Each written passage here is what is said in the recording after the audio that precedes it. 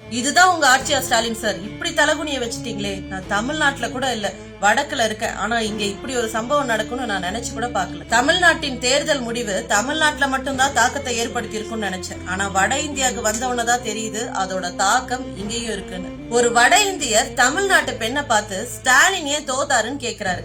அதுக்கு அந்த பெண் சொல்றாங்க, அவர் தமிழ்நாட்டுக்கு எதுவுமே பண்ணதில்லைன்னு. இத கேட்டதுக்கு அப்புறம் அவர் தன்னை பத்தி சொல்ல ஆரம்பிக்கிறாரு. நான் சில காலம் தமிழ்நாட்டுல வாழ்ந்திருக்கேன்னு சொன்னது மட்டும் இல்லாம தமிழ்நாட்டுடைய ஸ்கீம்ஸ பத்தி பேச ஆரம்பிக்கிறாரு.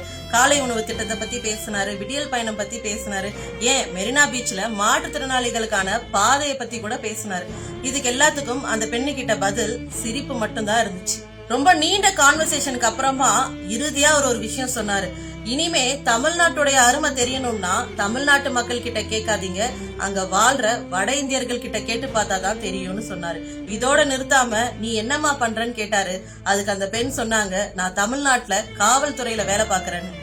அப்பதான் நான் சொன்னேன், 1973ஆம் ஆண்டு தமிழ்நாட்டின் காவல்துறையில இனிமே பெண்களும் பணிபுரியலான்ற சட்டம் கொண்டு வந்து பெண்கள் கையில ஆயுதத்தை கொடுத்து அவங்களோட பாதுகாப்பை உறுதிப்படுத்தினது டாக்டர் கலைஞர் அவர்கள். தமிழ்நாட்டு மக்களுடைய தலையெழுத்த மாத்தணும்ன்றதுக்காக ஒவ்வொரு திட்டத்தையும் பார்த்து பார்த்து கொண்டு வந்தது திராவிட முன்னேற்ற கழகம். இந்த உலகத்தோட எந்த மூளைக்கு போய் நீங்க மாத்தி பேசினாலும் திமுகவுடைய வரலாற மறைக்கவும் முடியாது, அழிக்கவும் முடியாது.